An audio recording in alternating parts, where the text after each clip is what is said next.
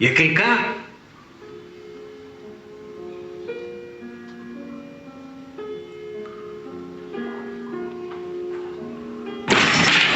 Який чо? Amour? You guys have no idea how hard I tried to see this movie. Tried to see it once, got sick, couldn't go. Tried to see it again after that, a blizzard hit, couldn't go outside. Tried to see it again after that, got a virus. Again, could not go outside to see it. Finally got a chance to see it. My hot water heater broke, so I could not go and see it. I finally got the chance to see Amour, and after all of that, it became very clear to me that that was God trying to tell me, trust me, man, you don't want none of this. I'm a religious man now, because that was God trying to stop me, and I was too foolish to listen. We are here to talk about Amour. I'm the only one who saw it, because I live in pompous hipster town, USA. I had the chance to, I just didn't. Yeah. I'm not seeing a movie about it's not all of us like to subjugate ourselves to such pain and torture. I take the bullet. I was known for taking the bullets for seeing bad movies when someone needed to talk about it. I take the bullet when it comes to seeing a good movie that's just painful to watch, too, apparently. But yeah, so I'm the only one who saw more, but joining me to review it are Michelle, Jackson, Callum, and Mads. You should all know their voices by now. That's why we didn't say hello. Yep. But yeah, so... You could have said anyone, and you'd believe him. Why is Mike British today? I don't know. Oh, you want me to affect an accent, eh? Why does Michelle sound like a boy? What? I'm from China, I am. That's another podcast. I'm ripping them off. Alright, anyway. Ripping yourself off. Anyway, I'm talking about Amour today, and as you can tell, we're trying everything to desperately not to talk about this movie. Because, Jesus Christ, old people be dying and shit. We out. That should be the name. So when we joked about it in that Oscars episode, it was actually true. It really is that movie. Yeah, we were joking about that during our Oscar episode, about that should be the title of it for the American audiences. That is what this movie is about, and, you know, I knew that going in. I knew that Amour is the story about this old married couple, and the wife, one day she just goes into, like, a catatonic state. She's just sitting there, just staring off at nothing. Then all of a sudden she just comes back like, you know, nothing happened, and they take her to the doctor. They find out that, you know, she had a stroke. She ends up having another stroke, and then eventually it just becomes, it's only a matter of time until she dies.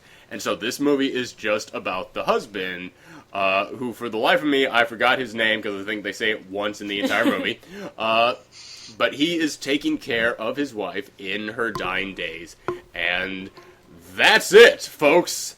And I know I say that's it like, oh, well, there's no side stories. It's all just focused on the emotions that come from... No, that's it. It's, she's dying, he's taking care of her. It's not, oh, let me reflect back on my life and about how much she meant to me. Nope, she's dying, he's there, he has to take care of her, she's got, you know, change her diaper, she's got to, you know, do exercise with her until she can no longer walk, he's got to feed her when her body fails and can't drink anymore. That's it. This sounds like fun. Yeah, So you're saying it's the anti-Nick Sparks. I would probably see that then. But I hate Nick Sparks, exactly. I'm with you. You're selling me on it in a weird way. Like, is it shot well? Does it make big places feel small? Yeah, this is the thing about the movie. It's, you know, what they wanted to do here is they didn't want really to tell a story. They wanted to make you actually feel what it's like to go through this. What does it actually feel like to have someone who you've known throughout your whole life just suddenly, slowly lose control of their body until they're just not even themselves anymore, until they can't even talk, until, you know, they can only say, like, there are moments in the film where she can only say one word, where she can only say, hurt, and she's just yelling that out over and over again to get his attention. And, I mean, they succeed. They make you feel what it feels like to actually have this happen to you. And speaking as someone who has gone through this with family members before, why the fuck would anyone want to go to the movies for this? A couple of years ago when the movie Rabbit Hole came out, and I was like, this is a movie about a two parents dealing with the death of their child. Who the fuck hears that and goes, let's go and get tickets now? I would get tickets to see that 5 times before seeing this again. This really does just sound like a parody of what people think foreign movies are. Kind of, but it's like, I watch foreign movies. I would assume the parody of foreign movies would be way more twee and less. Yeah, exactly. Depressing, yeah. Wes Anderson films are a parody of foreign films. This movie, I mean, like I said, it's not really a movie. I don't even want to call it that. Because, you know, thinking about, like I brought up the example of Rabbit Hole. In Rabbit Hole, there's characters, there's development, there's a process, there's a story being told. In this, you know, what's the old lady's character? She's dying. That is it to her character. That is all you get from her character. She's dying. What is there to the old man's character? He has to take care of the lady who's dying. That's it. And the thing is, they want, like I said, they really want you to feel like you are going through this. And one of the ways they do that is with very long shots. And, you know, I enjoy long shots. Like, I mean, there are a good long shot. Yeah, there are moments where there are people just talking back and forth, and it's like, it's a 5-minute shot of just dialogue. And it's like, I am impressed by that. It's really impressive that they were able to pull that off. But I mean, there's other stuff where, like, there's a 30-second moment, 30 seconds of just the maid vacuuming around the piano. For no reason. It didn't go into that with anything. It's just the maid vacuuming. Or there's a guy who comes and visits at one moment. It's this person who, it's not even their son. It's like a pianist who, like, they donated money to help him when he was early in his career, and he just came to, like, tell him about, oh, I just got back from my trip. And, like, he says, okay, I'm going to go and get her one moment. And then it just sits with the pianist sitting there in the living room for, once again, like a good 30 seconds of him just sitting there, just looking around, just not doing anything, because it wants you to feel like you came and just visited this old couple, and one of them's dying. I mean, yeah, there's like very long shots of just her laying on her side, struggling to breathe. Just long, long shots of it with nothing happening. I feel bad for the guy who did the subtitles for this movie, because that guy got paid nothing because he had almost no work to do. It's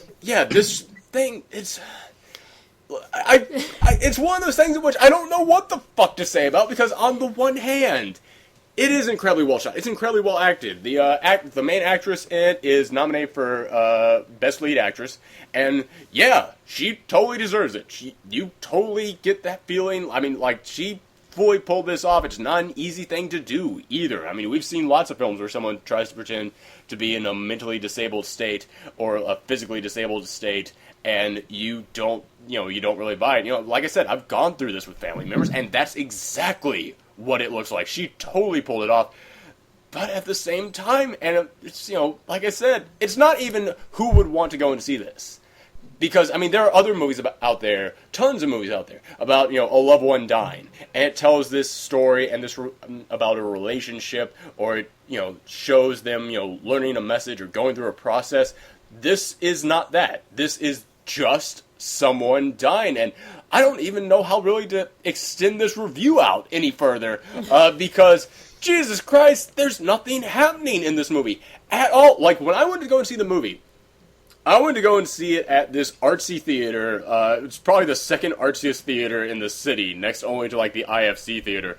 Do they have that on the sign? Second artsiest in the city. They don't need that, because you can only enter by paying with cash. That's how indie this place is. Man, why you gotta... So indie, it only takes money. Man, why you gotta have a card? You know that's just how the man tracks it, right? That is how you don't want the man tracking you to Amour. I went in there, saw it. The thing was so packed. There was standing room only, and I mean that literally. There were no seats. I had to stand in the back, like, just with, you know, my elbows propped up on this, like, bench they had in the very back. And I was thankful for that at a point, because at some point I just had to walk around, just because it's like, dude, I can't just do nothing for this long. I have to walk around because there is nothing happening out here. I have to, you know, walk in a little circle here. I had to stretch, do some deep knee bends, just to have something to do in this movie. But yeah, but like I said, it is well shot. It's well done.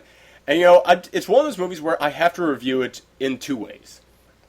I have to give it 2 reviews, and Forgive me if this sounds dumb, but I'm attempting to give us like a our own personalized review system for our ratings.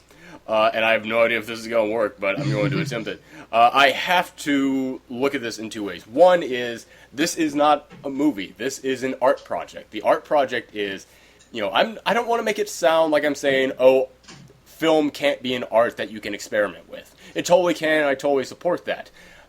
This is an art project that someone wanted to do to see if they could actually make you feel like you are going through this. Make you feel that way of, I have a loved one dying. And you know what? For the most part, they capture it. Like I said, there are really no characters here.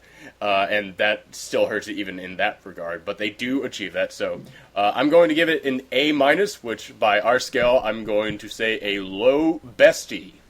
See, in honor of the older videos. But we're not art critics. We're film critics. And I have to also grade this as a film. And as a film, I give it a C. I give it a C-, honestly, which I'm going to call a low half good. Once again, in honor of the videos. Once again, I liked our scale of Three Kings to The Fighter.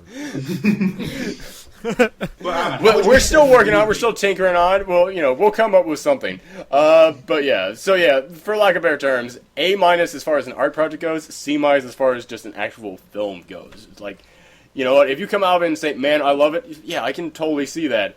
But I do not want to watch this movie.